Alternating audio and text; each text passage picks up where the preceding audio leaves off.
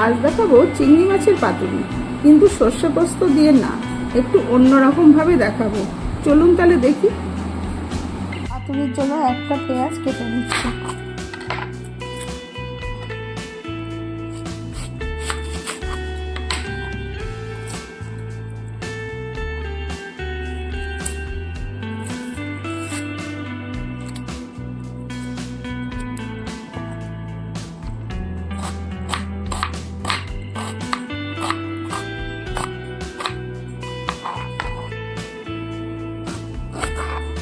এক ইঞ্চি আদা নিয়ে নিচ্ছি। 4 কোয়া রসুন নিয়ে নিয়েছি, এইগুলো ছুলে নেব।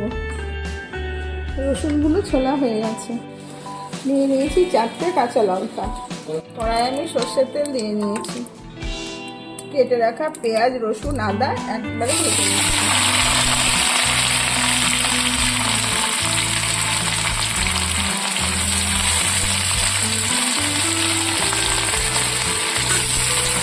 রসুন আদা কুচি করে নিয়ে একবারে গোটাই ভেজে নিচ্ছি। ভাজা আমার হয়ে গেছে। এবার আমি ঠান্ডা করতে দেবো। ঠান্ডা হয়ে গেলে মিক্সিতে পেস্ট করে নেব। চিংড়ি মাছগুলো খোসা ছাড়িয়ে নিয়েছি। এবার লবণ আর হলুদ দিয়ে আমি ভেজে নেব।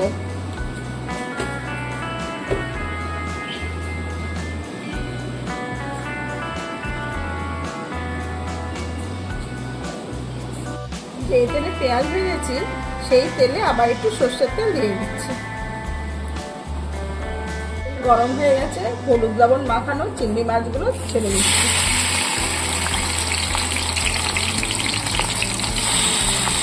মাছগুলো হালকা করে ভেজে নেব। চিংড়ি মাছটা হালকা ভাজা হয়ে গেছে।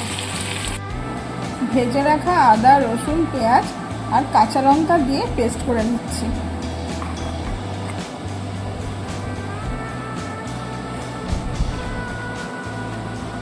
করা হয়ে গেছে। এবার স্বাদ মতো এর মধ্যে নুন দিয়ে দেবো।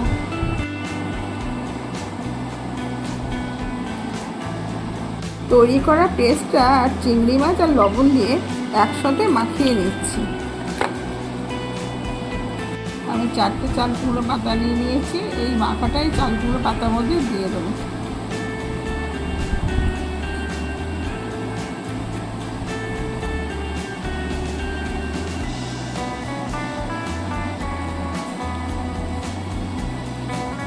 আমার কাছে চাল কুমড়ো পাতা বড় ছিল না, ছোট ছিল।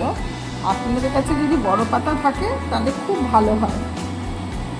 চাল কুমড়োর পাতাগুলো আমার ছোট ছিল বলে আর একটা চাল কুমড়োর পাতা দিয়ে আমি মুড়ে নিয়েছি। আপনাদের কাছে বড় চাল কুমড়ো পাতা থাকলে একটাতেই হয়ে যাবে।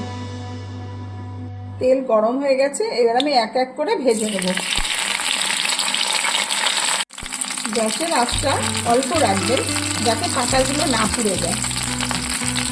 এক সাইড ভাজা হয়ে গেছে, অন্যদিকে উল্টিয়ে দিচ্ছি।